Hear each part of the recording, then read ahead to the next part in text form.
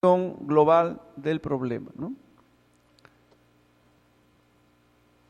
El paciente con infección por VIH, digamos, es un asunto del cual algunos de los médicos no tuvimos la oportunidad de estudiar en la universidad, en el pregrado. Muchos de los que tenemos más de 50 no hemos visto meningitis durante nuestra etapa universitaria, VIH. Y no estaba en nuestros textos, no estaba para nada. Entonces, ya después, la epidemia cuando llega al Perú, ya digamos está casi a mediados de los 80, y muchos ya estábamos terminando medicina o habíamos terminado medicina, y entonces el manejo de este problema solamente se hace necesario a través de la estancia en las grandes ciudades donde había el problema. En la selva, en la sierra, en un primer momento no existían casos. Y tampoco los casos eran manejados en los centros de salud ni en los hospitales chicos, sino que directamente iban a los hospitales grandes. Pero ahora ustedes pueden ver pacientes con VIH en cualquier hospitalización con cierta frecuencia. Y hay algunas cosas que comentar aquí, porque en emergencia, una de las primeras cosas que se suele tener es miedo. O sea, el paciente con VIH todavía causa miedo, todavía causa rechazo, todavía causa condena. Ahora menos que antes, pero antes más, ¿no? El paciente que venía con VIH, nos salía ahí el angelito de la guarda y el curita, que entonces pecador, es un pecador, ¿no? Pero en realidad cualquiera puede tener VIH en estos momentos. No está asociado a homosexualidad, no está asociado a promiscuidad necesariamente. Cualquier persona, hay pacientes que tienen VIH que nunca fueron promiscuos y nunca tuvieron relaciones homosexuales.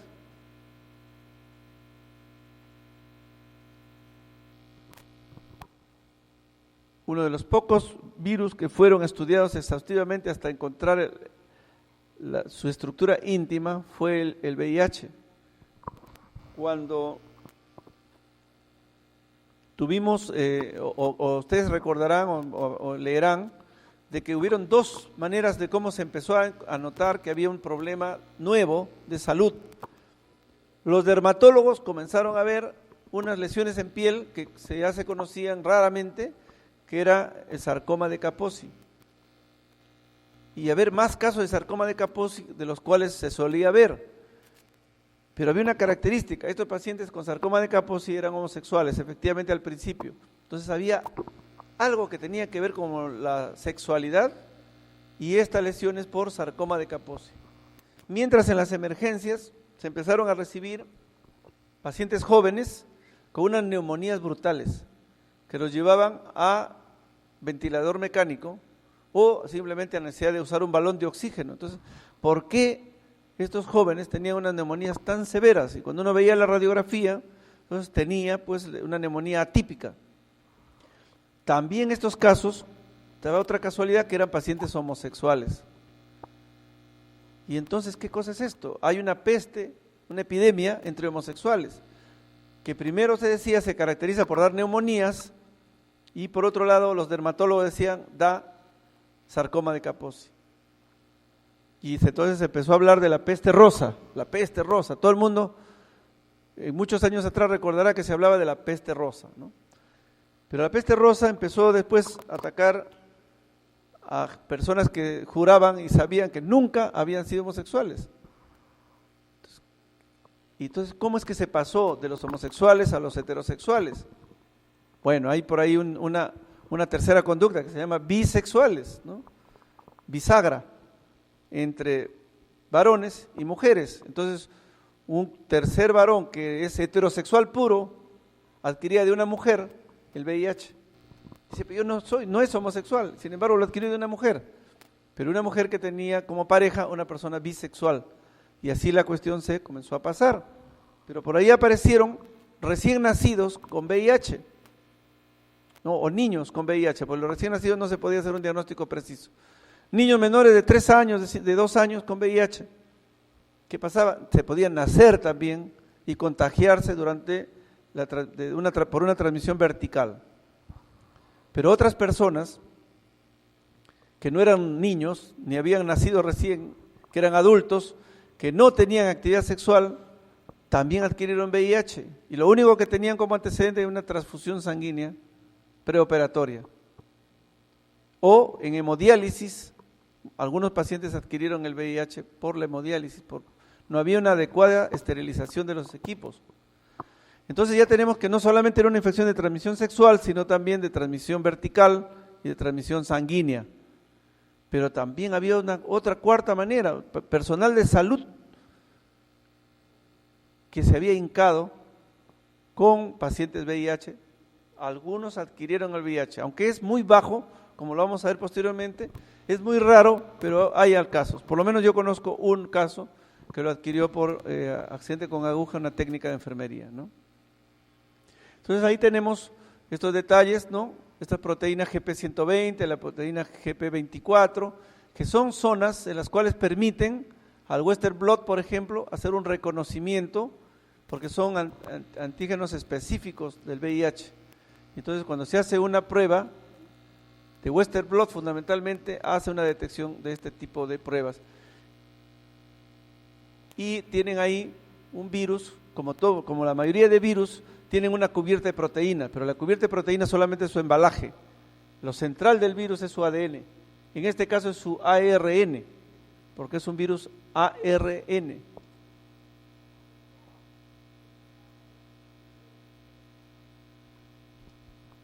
Esto lo vamos a pasar rápido porque tampoco es el tema es ver qué cosas hacemos en la emergencia con el paciente, ¿no?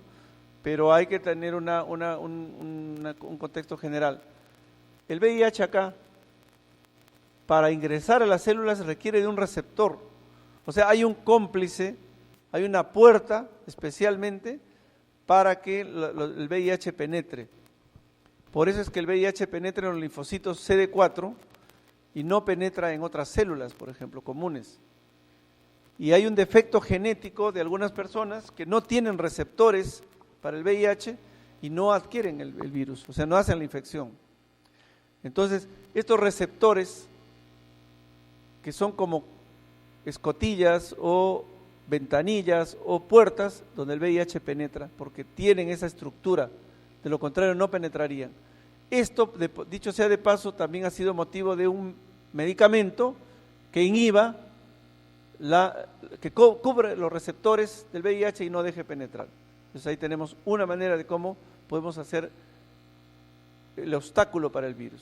Pero el virus entra y su ARN se comienza a transcribir para ADN. ¿Cuál es la enzima que actúa acá? La transcriptasa reversa, porque revierte de ARN a ADN. Tenemos otro grupo de medicamentos que inhiben la transcriptasa reversa. Pero tenemos que el virus tiene una propiedad. El virus no solamente se mete al citoplasma y se pone ahí a navegar y a nadar sobre el citoplasma. Llega al extremo de meterse al núcleo y insertarse en la cadena de ADN de la célula humana y comienza a dar órdenes de que se le fabriquen las proteínas que le interesa a sí mismo. Entonces, es como comparar, imagínense que hay una fiesta donde la mayor parte de invitados está en la sala, pero la gente de confianza está en la cocina, ¿no? Y la dueña de casa ha programado un grupo de platos que va a servir en la fiesta. Sin embargo, hay un intruso que no solo se mete a la sala, se mete a la cocina, y no solo se mete a la cocina, sino que se pone a preparar los platos que a él le interesan y le gusta, y cambia la programación del trabajo del personal de cocina. El VIH hace eso, se mete al núcleo, se mete al ADN y programa sus propias proteínas, sus replicaciones propias. Entonces también hay medicamentos que impiden la inserción de la cadena de ADN del VIH. Entonces en varios pasos tratamos de impedir. Cuando ya el ADN está insertado, el ARN está insertado en el ADN del humano y comienza a fabricar copias de sí mismo, esas copias tienen que ser empaquetadas antes de salir.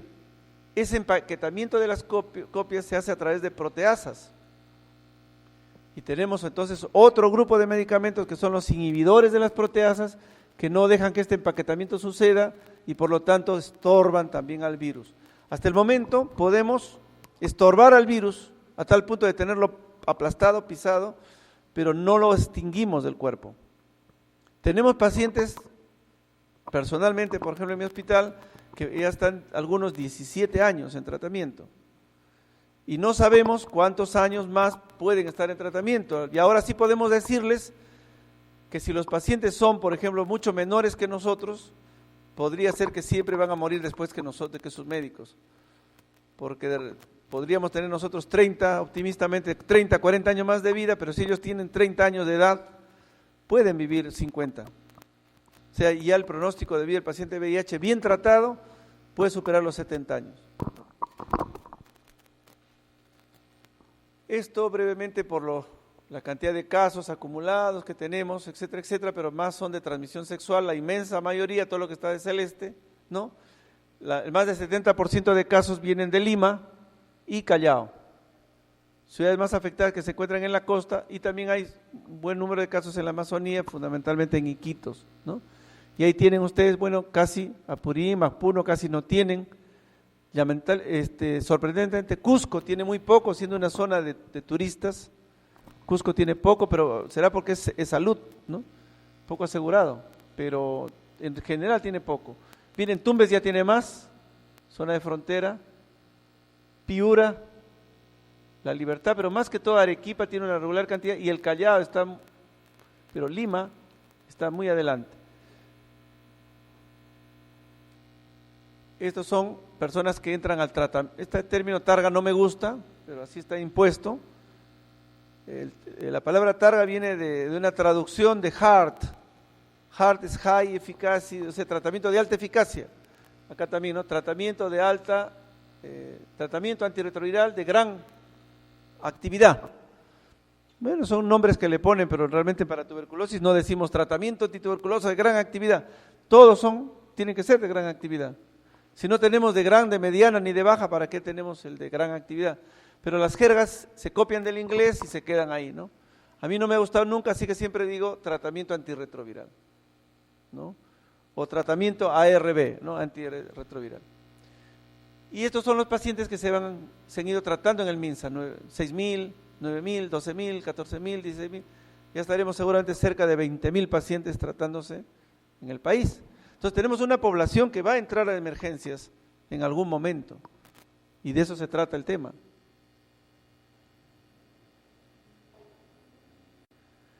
Recuerden que desde el momento que el virus entra al organismo, la replicación se produce intensa y diariamente de manera indefinida durante años. No es que se queda latente.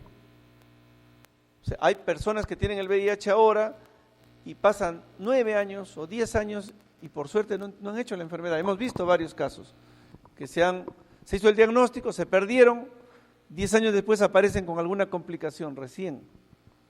Pero no es que el virus esté latente, el VIH nunca está latente, el VIH está reproduciéndose diariamente de manera indefinida, pero los linfocitos CD4 humanos también se están reproduciendo de manera grande y hay un gran triunfo de los CD4 por unos años, después hay un empate y después comienza a caer el VIH, ¿no? O comienza a sobreponerse, ¿no? Hay una fase aguda de la enfermedad que dura unas pocas semanas, pasa como un resfrío, el paciente tiene malestar general, fiebre, le duele la garganta, de repente un resfrío, pero de repente ya es una infección aguda por VIH. ¿Cuántos casos yo personalmente he diagnosticado en la fase aguda de VIH? Ninguno, no. Sería una gran casualidad, ¿no? ¿Quién sospecha ese rato y qué pruebas tenemos para esa fase aguda? No tenemos, pero sí hay diagnósticos. Fase intermedia dura años, el equilibrio que se logra de manera transitoria, y después ya tenemos una fase de SIDA, donde se agota el sistema de defensa y aparecen infecciones oportunistas, o si no aparecen infecciones oportunistas, aparecen cánceres, como el sarcoma de Kaposi, o como el linfoma cerebral, o el linfoma intestinal. Y cuando ya esto se produce, ya solamente el paciente sin tratamiento dura 2 años como máximo, 2, 3 años.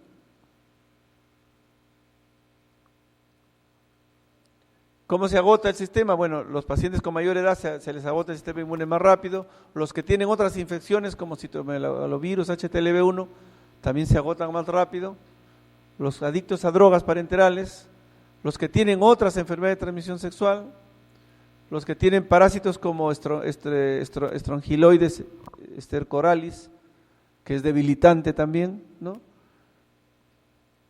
Los desnutridos, si se alimentan mal, peor, o siguen teniendo relaciones con personas que tienen VIH. Se dice, ya tiene VIH, pero no le va a contagiar. No, pero le está inyectando más antígenos, más virus. Entonces, todos estos factores hacen que la enfermedad para algunos sea más lenta, para otros sea más rápida. Aproximadamente una mediana de 8 a 10 años, ¿no? Otros en 5 años.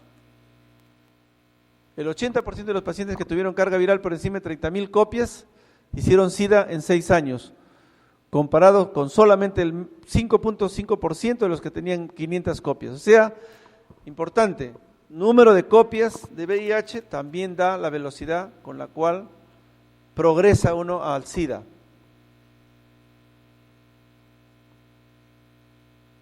¿Por qué nos consulta un paciente con VIH? ¿Por complicaciones del mismo VIH o por otra enfermedad que está relacionada con el VIH?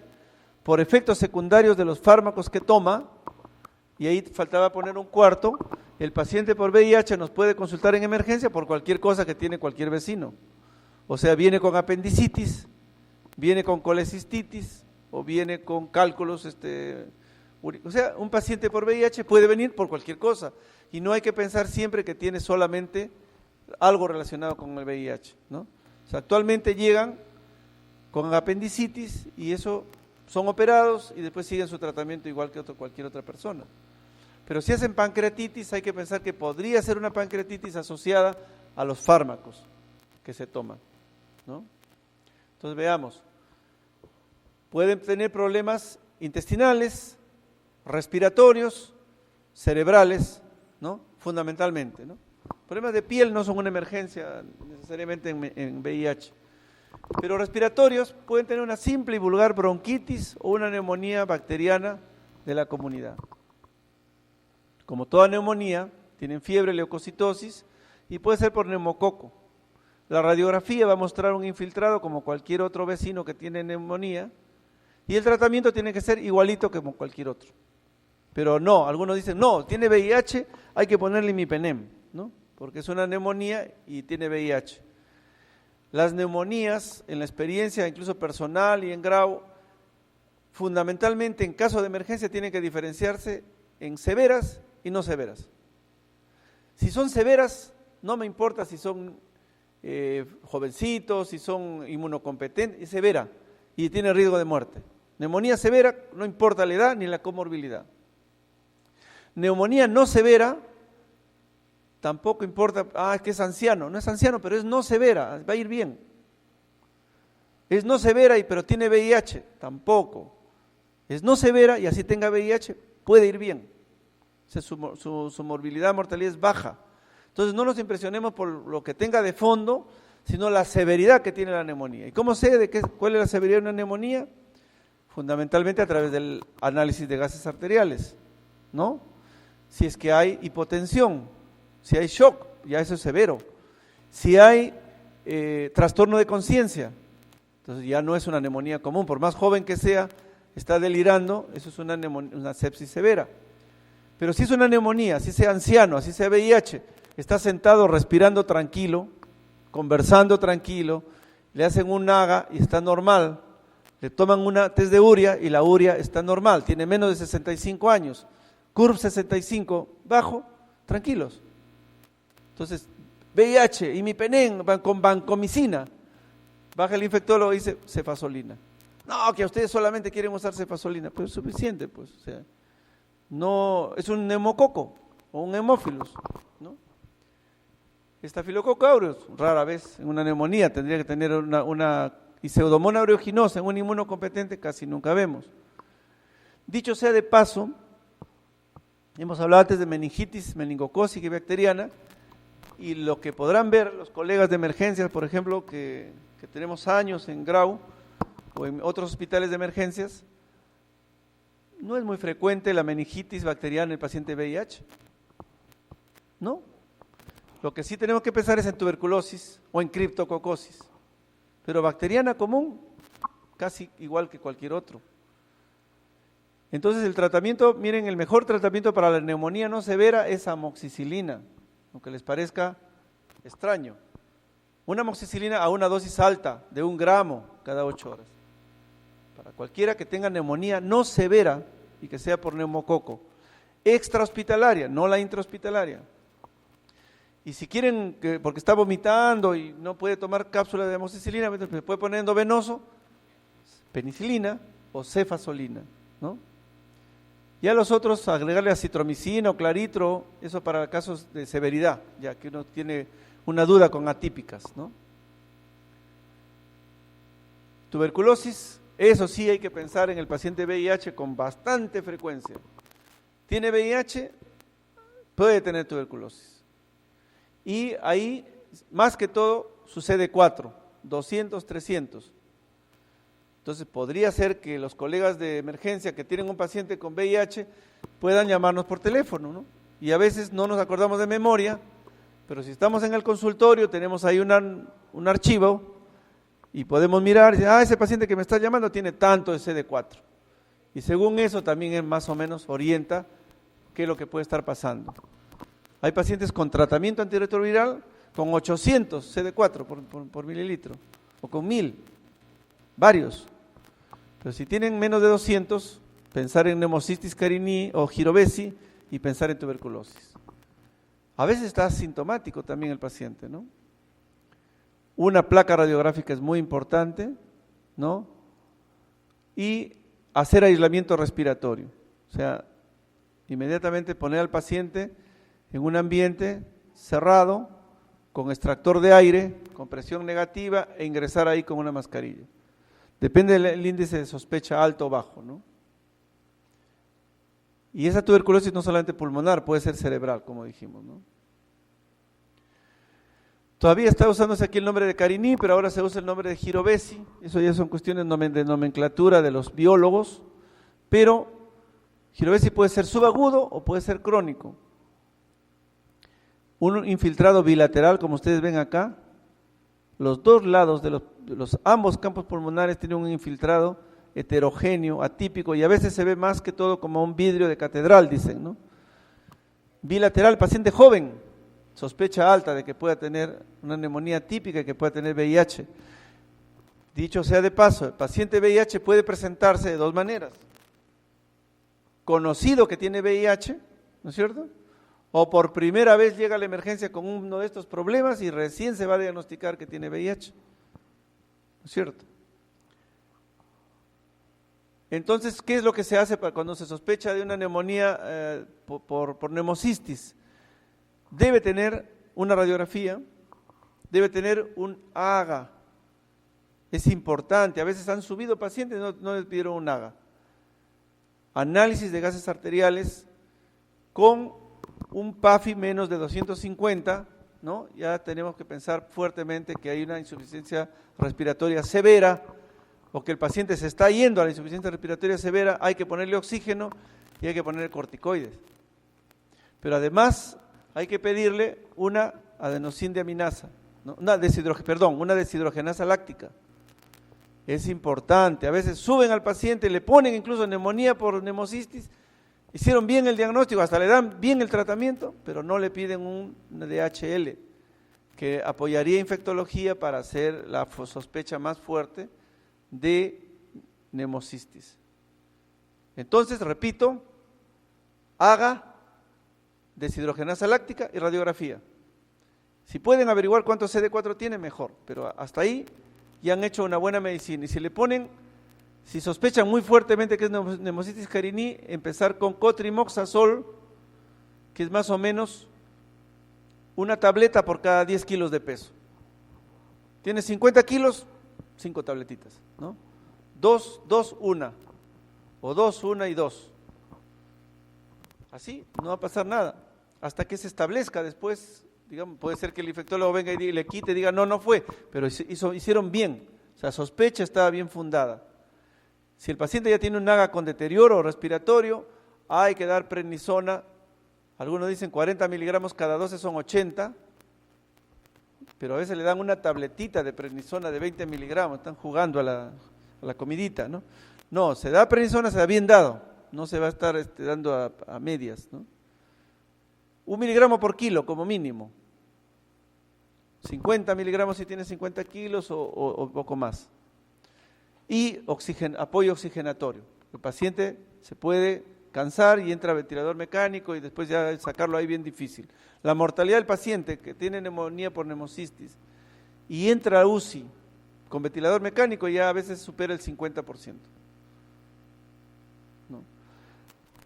Ahora, les decía que hay pacientes que pueden venir ya rotulados como paciente VIH, que por jerga incómoda para mí le ponen código blanco, ¿no?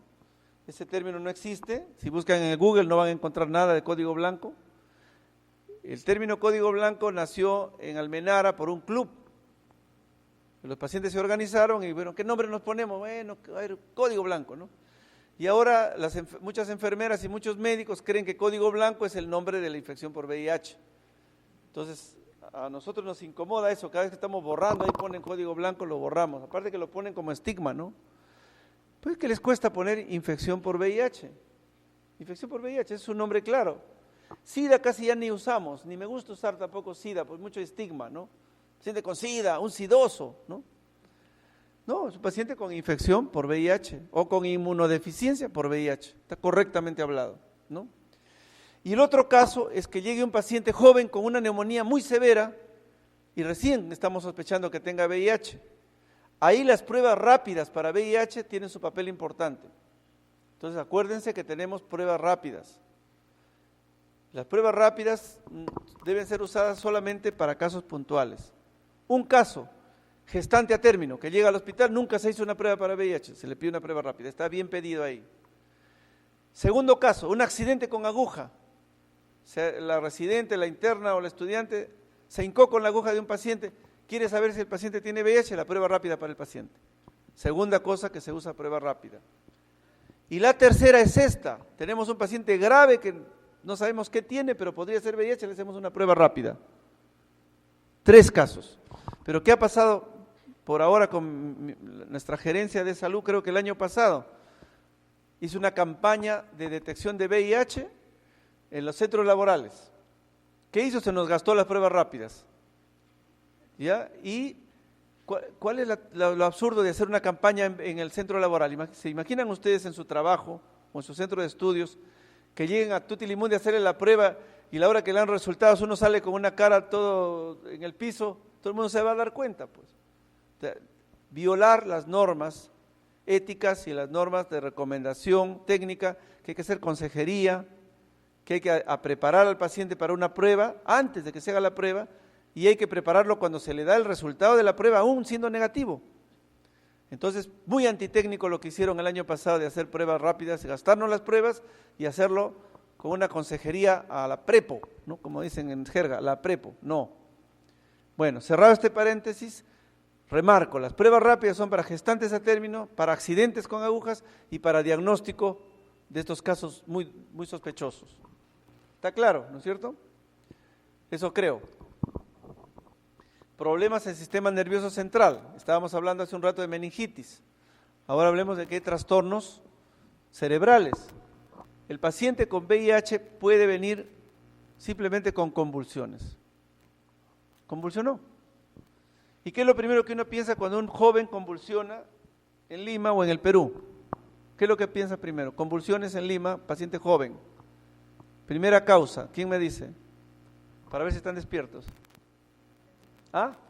Cisticercosis, perfecto.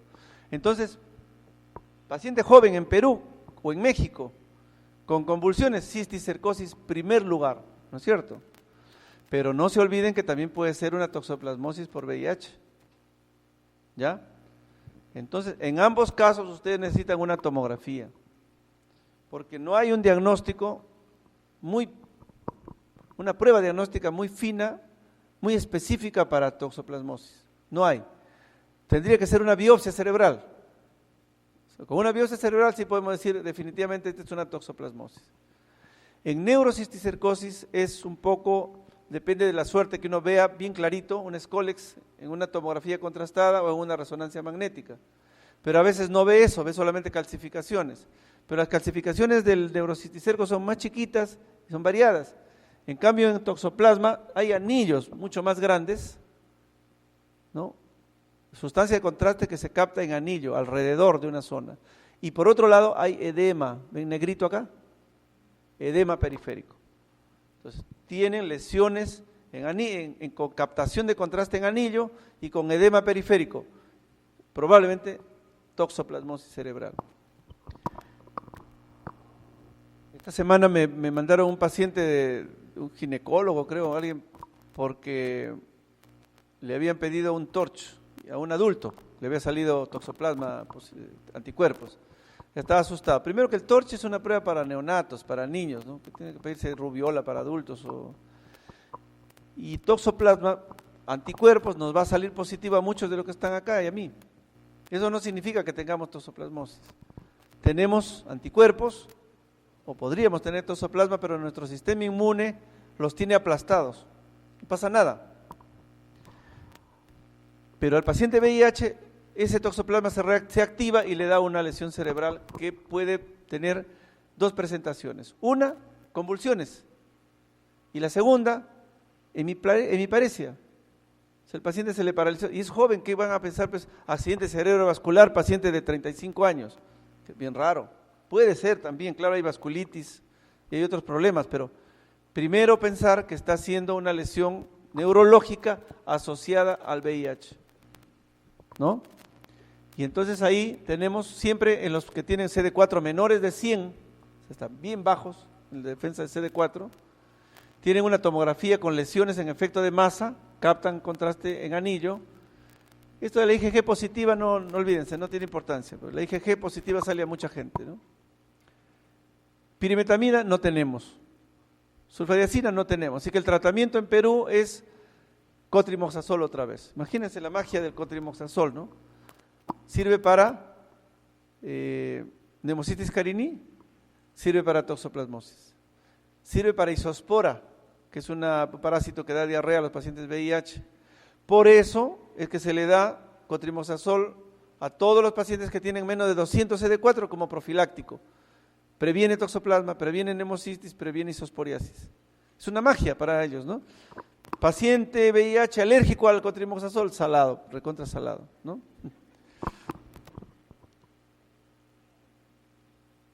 Toxoplasmosis cerebral, yo he visto pacientes que convulsionan, están inconscientes, manejo adecuado, manejo antiedema, manejo corticoide. He visto pacientes, me acuerdo, al día siguiente leyendo Condorito sentados al costado de su cama, despiertos, ¿no? Entonces, todo depende de manejo. También hay manejo inadecuado. Paciente con criptococosis, una vez conté 5 litros de agua, que no fueron puestos así directamente 5 litros, pero si uno suma, entre el mismo manitol que le estaban poniendo, ya estaban poniendo agua, más cloruro de sodio, más dextrosa, más no sé qué otra cosa, sumé 5 litros, el paciente murió. O sea, el edema cerebral es un peligro ahí. No es tanto el que mata el criptococo, sino ahí fue el agua, ¿no? Hay casos de linfoma cerebral primario que se confunde, vemos una masa ahí, y de estas masas que siempre hemos visto a veces en Rebagliati, me acuerdo que decíamos, ¿qué será esto? ¿Qué diablo es esto? No teníamos idea, ¿qué es esto?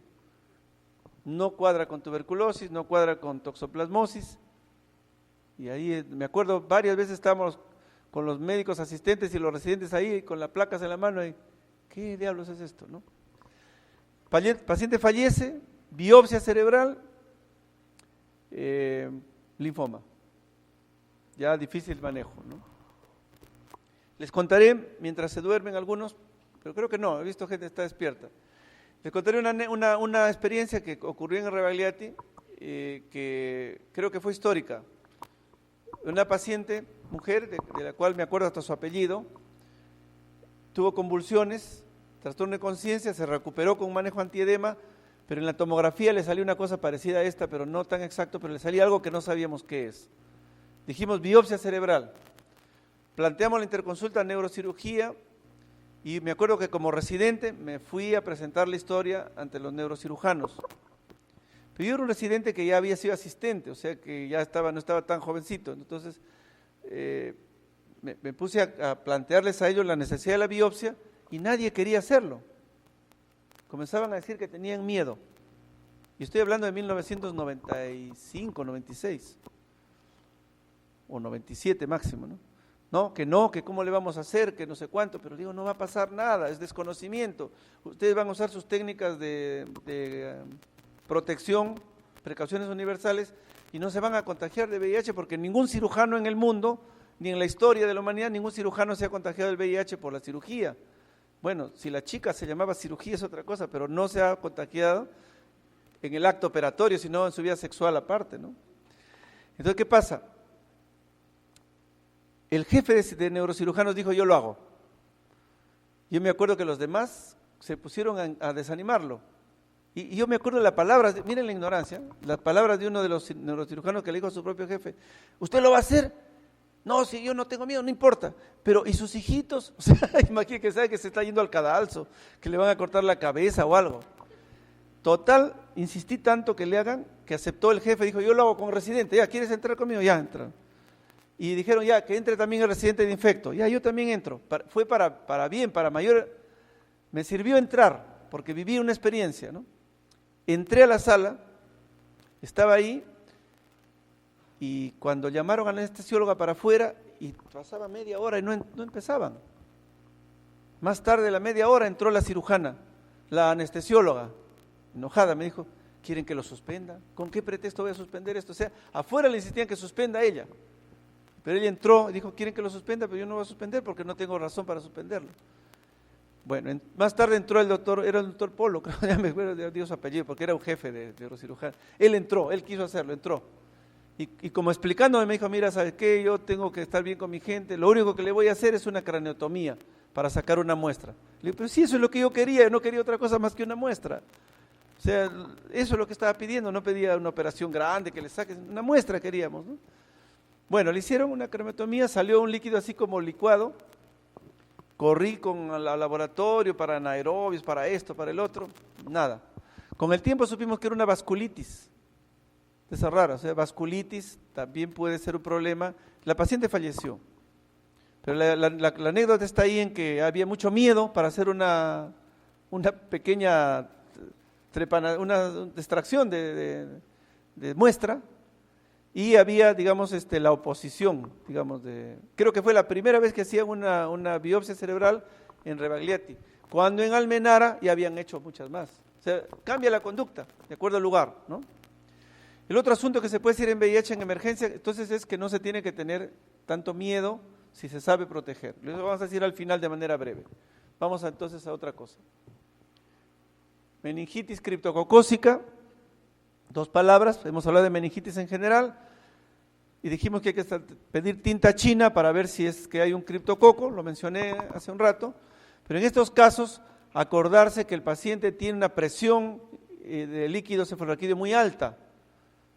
Yo recuerdo haber hecho una punción lumbar y haber sentido un chorro larguísimo que me mojó la rodilla, o sea, salió disparado. La presión está muy alta, pero en ese caso es útil para el paciente descongestionarle un poquito. Le va a bajar el dolor de cabeza. Pero siempre viene con letargia, rigidez de nuca, todo lo que tiene, pero solo un 25%, diagnóstico con tinta china, líquido cefalorraquídeo, una alta sospecha, tratamiento, generalmente damos anfotericina B y manitol, ¿ya? Problemas gastrointestinales son muy frecuentes, el paciente viene con una cándida oral, puede ser un diabético también, hay diabéticos que están muy descompensados, que hacen candidiasis y luego se recuperan. No se puede asegurar que tiene VIH porque tiene cándida oral, pero es probable, se puede sospechar. Y la diarrea crónica con pérdida de peso. Muchas infecciones por VIH son descubiertas por síndrome consuntivo. Solamente dice pierdo peso. Y ustedes saben que el síndrome consuntivo puede ser por un cáncer. Entonces, pero pierde peso, paciente de mediana edad, una prueba para VIH. Síndrome consuntivo, ¿no? O diarrea crónica, que en realidad es fácil de manejar. La diarrea se la puede paralizar en 2-3 días, pero ya nos indicó que tiene una sospecha de VIH.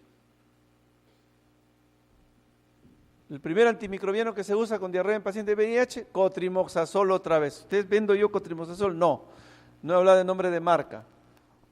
Sulfamethoxazol, trimetoprim, ¿no? Entonces, no es que me guste el fármaco, pero sirve para estas cosas. Eso, entonces, ¿cómo se llama esto? El magnesol del VIH, ¿no? Pero con la diferencia que el magnesol es una estafa o un bluff sin respaldo científico, y esto sí tiene muchísimo trabajo detrás, ¿no? Bien.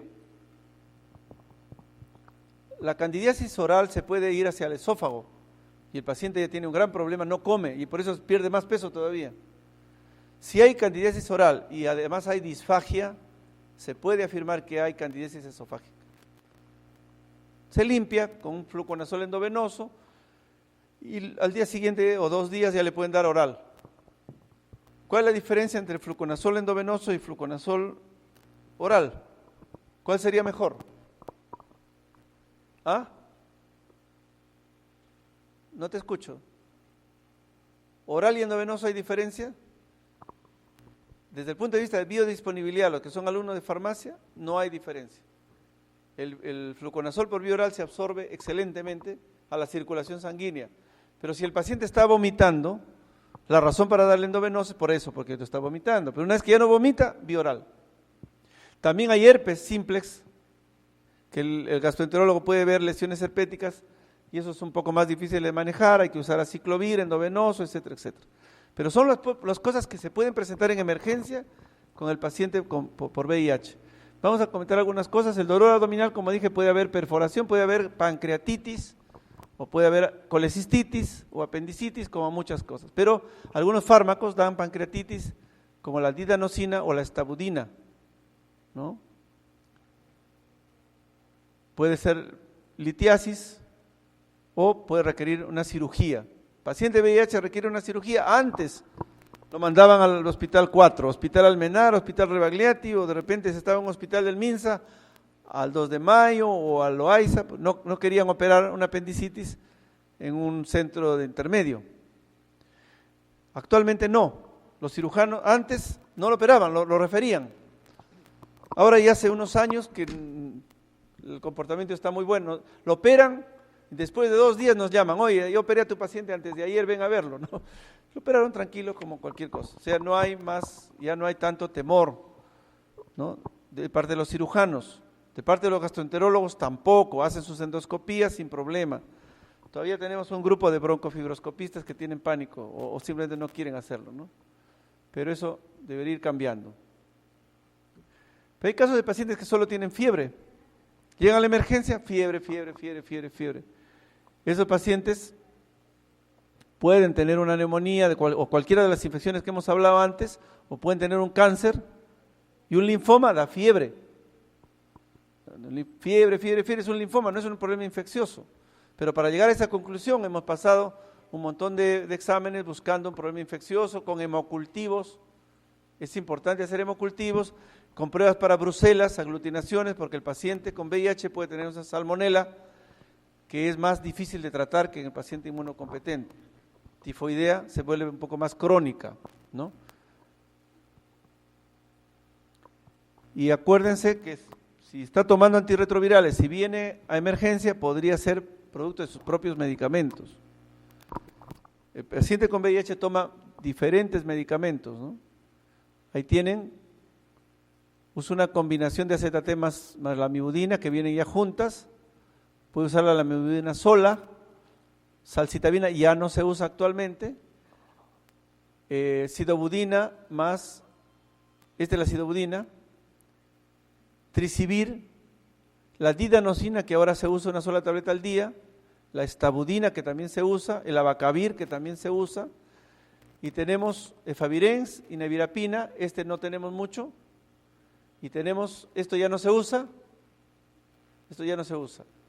Inhibidores de proteasa tenemos, estos ya no se usan, indinavir ya no se usa, aprenavir no tenemos, saquinavir se usa bastante, lopinavir se usa bastante, y ahora tenemos, el nelfiravir ya no se usa, ahora tenemos nuevos fármacos que se agregan a esto. Tenemos raltegravir, tenemos cetravirina, tenemos Duranavir, tenemos Tripanavir y un montón de fármacos, algunos muy caros. Y ahí hay problemas de diferente precio, pero no me voy a ir por ese comentario que ya está bien interesante, pero no es el tema. Entonces, un paciente que toma terapia antirretroviral puede hacer, en algunos casos raros, hacer una acidosis láctica. Y entonces, lo único que manifestación que tiene es fatiga. El paciente se siente con mucho cansancio, con mucho malestar, no tiene energía para nada. Y sucede que la acidobudina ataca un lugar donde se fabrica la energía del ser humano. ¿Dónde está la central hidroeléctrica del ser humano? Las centrales hidroeléctricas, dentro de la célula, en las mitocondrias. Entonces, este AZT puede atacar ahí las mitocondrias y hacer una toxicidad mitocondrial. Y entonces uno se desenergiza, bajo de energía, y comienza a tener que consumir más ácido láctico, digamos, a producir ácido láctico, y el paciente hace una acidosis láctica que es bastante peligrosa. Hay que suspender el tratamiento, ¿no? ¿Cómo se determina? Por un AGA, simplemente que un análisis de gases arteriales nos va a dar lactato sumamente elevado. Se llama AGA, pero también puede medir electrolitos y medir lactatos y otros valores, ¿no? Entonces ahí tienen muchos medicamentos que se usan para VIH y lo que pueden producir.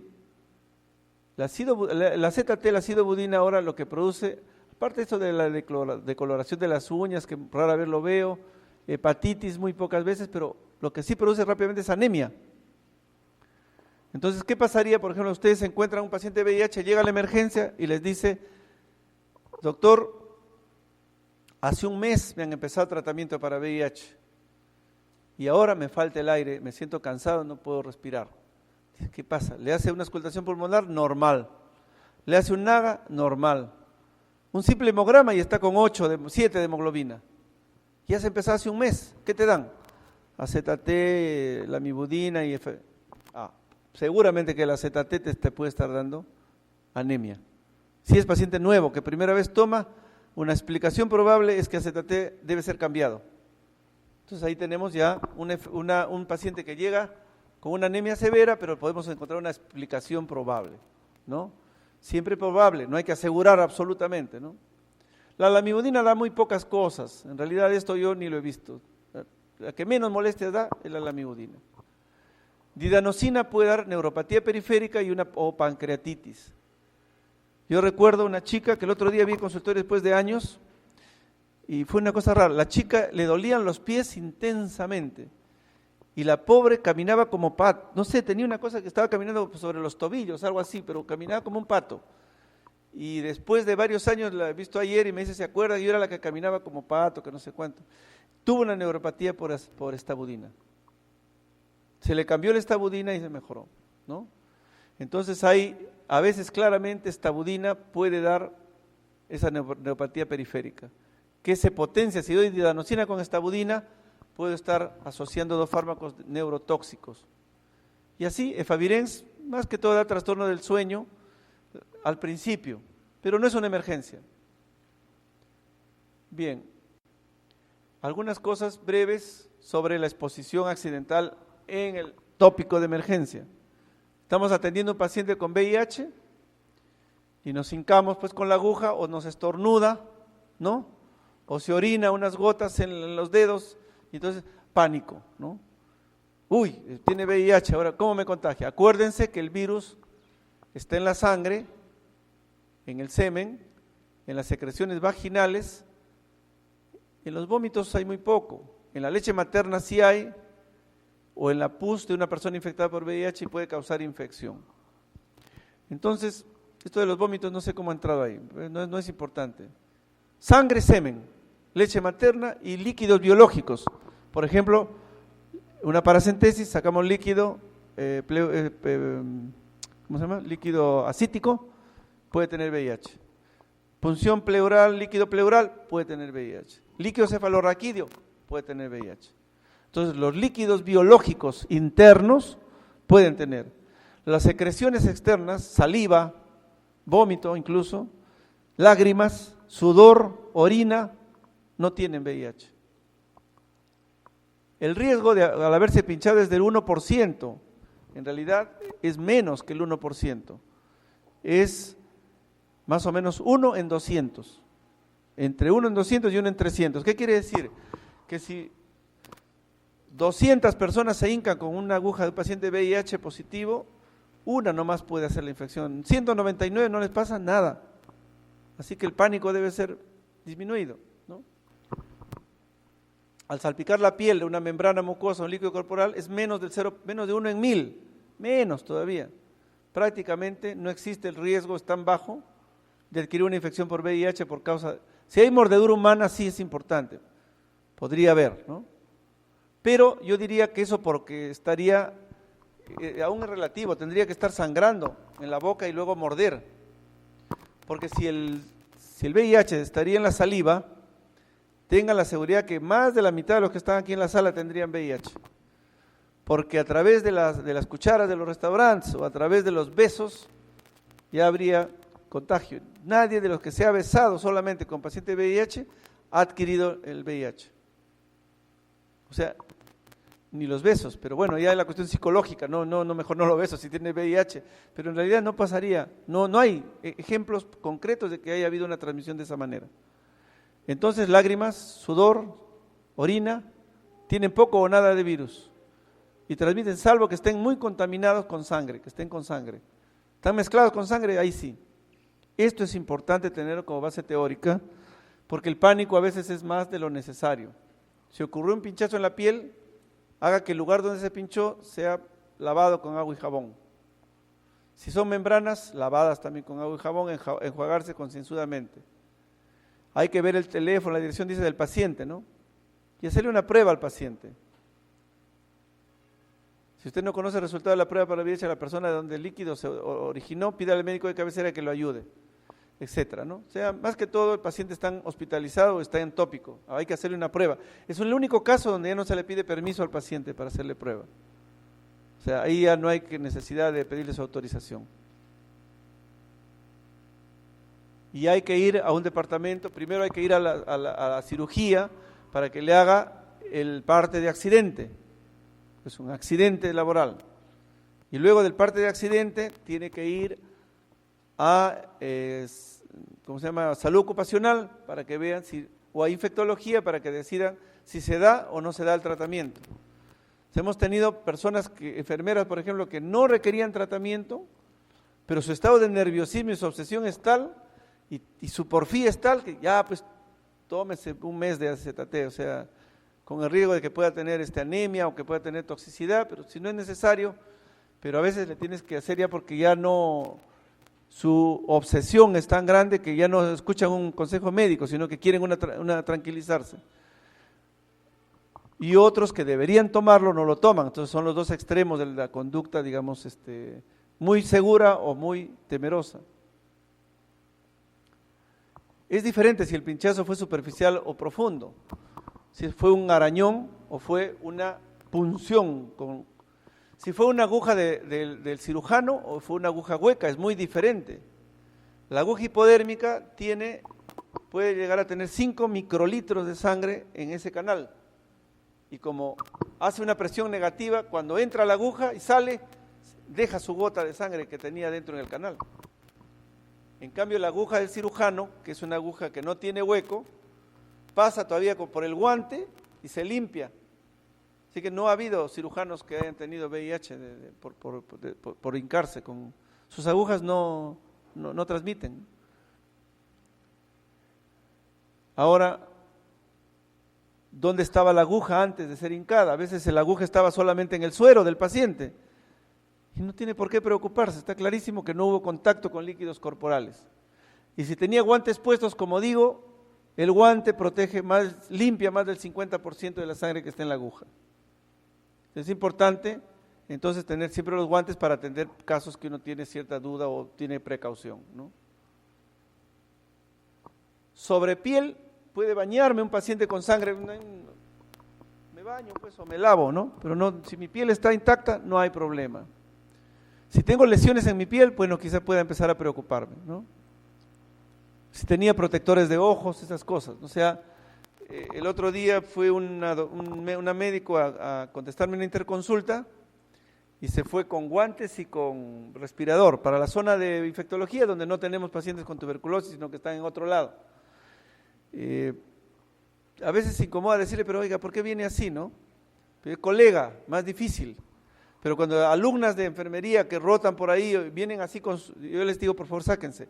Porque si no necesitan, en primer lugar, y en segundo lugar están dando la imagen para los familiares o para la gente que ve que esa zona es sumamente contaminante. Entonces no está bien que usen una protección donde no tienen que usarla. Otros se ponen para leer la historia, ¿no? Como si la historia le fuera a contagiar, ¿no? Entonces hay que usar los instrumentos de seguridad de manera adecuada. Cuando hubo la epidemia del H1N1 en la gripe, ya querían usar el respirador las 6 horas del turno, nadie aguantó 2 horas. Y en el calor todavía peor, ¿no? Pero si la persona se sabe que es positiva para VIH de una manera, o sea, cuando alguien se hinca con una aguja puede haber 3 condiciones. Primero, que sabemos que no tiene VIH. Segundo, que sabemos que sí tiene VIH. Y tercero, que es desconocido, ¿no es cierto? Si es desconocido, prueba rápida. Si sabemos que no tiene VIH por alguna razón, estamos muy seguros, tranquilidad, pero hay que ver si tiene hepatitis. La hepatitis es más contagiosa que el VIH. Y si sabemos que tiene el VIH, tenemos que preguntar si está con tratamiento antirretroviral o no. Estamos por la hora, ya casi, ya me está haciendo señas. Nos hemos pasado acá, 5 minutos. ¿Ah? Sí, vamos a hacer. Entonces, ¿deben recibir profilaxis, sí o no? Yo creo que eso debe ser definido en infectología con cada caso. Y las medidas que se deben tomar para los riesgos laborales, examen físico, procedimientos en emergencia o en trauma shock deben ser medidas adecuadas. El VIH no se transmite por la respiración ni por el aire, así que uso mis guantes, ¿no? Si es tuberculosis, uso una mascarilla, no al revés, ¿no? Y bueno, algunas cosas de bioseguridad que las pasamos acá. La regla de oro considera que todo paciente está potencialmente infectado. O sea, no hay que confiarse, tenerle miedo a unos y confiarse con los otros. Algunos cirujanos dicen, yo le pido un VIH para operarlo, para cuidarme más, es que si lo opero. Oiga, doctor, cuídese con todos igual. No, pero si sé, me cuido mejor. No, yo le digo una vez a un cirujano, cuando usted a su hijo le da un condón, se sale a una discoteca, no le dice, hijito, cuando veas una chica VIH te lo pones, ¿no? Si no, le dice, ponte con todos, con cualquiera. Igual, al paciente, no, cuando vean un paciente VIH se ponen toda esta escafandra y todo, no, cuiden sus medidas con todos, se acabó. Es aplicar medidas universales con todos los pacientes, ¿no?